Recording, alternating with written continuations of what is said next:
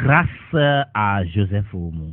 Bonsoir, bonjour la radio Mopopo. La maladie coronavirus ou la pandémie Covid-19 est en train de détruire le monde culturel parce que aujourd'hui toute activité qui est liée à la musique est en berne, est en pause. Donc les concerts, les journées culturelles, les événements culturels, les festivals et autres, tout est mis en pause. Tout est mis en pause. Alors que dans un monde où il n'y a pas la musique, où il n'y a pas les événements culturels, ce monde est mort. Donc voilà, mais on n'a pas le choix, nous gérons. On n'a pas le choix. Nous sommes obligés de suivre les conseils que donnent les autorités pour que cette pandémie puisse être éradiquée sur cette terre. Donc nous sommes là, nous sommes restés à la maison. C'est pas du tout étonnant, pas du tout étonnant. Dans un pays où la culture n'est pas mise en valeur, dans un pays où la culture n'est pas promue, il n'est pas étonnant de remarquer que ça impacte sur l'économie du pays, puisque la culture, c'est elle la vitrine, c'est elle le miroir de tout un pays. Donc quand la culture est valorisée, je pense que c'est l'image du pays qui est haussée. Donc c'est là nous allons lancer un appel à nos dirigeants de pencher sur ça,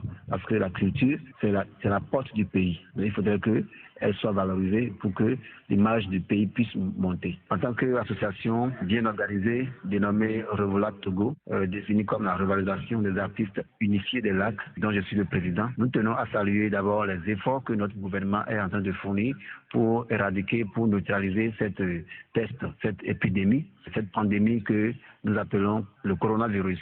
Alors, de l'autre côté, nous tenons également à recommander au gouvernement de faire plus d'efforts parce qu'aujourd'hui, la population togolaise est une population docile, c'est une population obéissante. Elle voudrait bien obéir à la recommandation du gouvernement, mais ils n'ont pas les moyens de suivre ces recommandations. Donc là, nous appelons humblement le gouvernement de faire de sorte que les aides, les actions qu'ils prétendent mener aille surtout vers la population démunie. Vous savez, il y a des gens qui voudraient bien payer ces gants, des gens qui voudraient bien payer les masques pour se protéger, comme le souhaite le gouvernement, mais ils n'ont pas les moyens. Alors c'est en ce moment que le gouvernement doit intervenir, c'est en ce moment que le gouvernement doit mener des actions concrètes vers cette population. En le faisant, la population va plutôt aimer les actions du gouvernement que autre chose. La population aussi a l'obligation de suivre, d'obtempérer aux recommandations du gouvernement parce que la maladie, cette peste, coronavirus n'a pas d'amis. Cette peste ne connaît pas pauvre, ne connaît pas le riche, ne connaît pas le gouvernement, ne connaît pas les autorités. C'est une maladie qui fait rage, qui tue tout le monde. Donc nous avons intérêt à suivre les instructions, à suivre les recommandations du gouvernement pour que dans les brefs délais, nous puissions chasser très très très loin cette maladie qui ronge, qui tue les gens. Alors merci,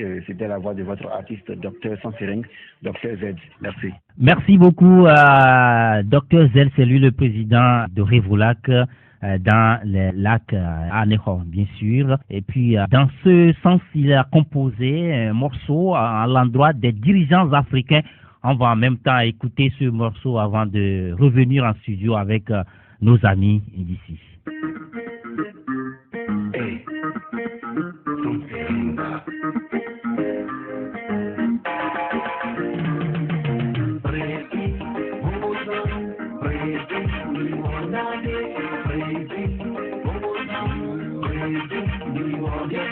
C'est dans les moments difficiles qu'on reconnaît un dirigeant. C'est dans les moments difficiles qu'on reconnaît un opposant. On a besoin de vous. Yeah. Le peuple a besoin de vos actions. Où sont les partis politiques? C'est dans les moments pénibles qu'on reconnaît un champion. C'est dans les moments pénibles qu'on reconnaît un leader. On a besoin de vous. Yeah. Le peuple a besoin de vos actions. Nos chers opposants.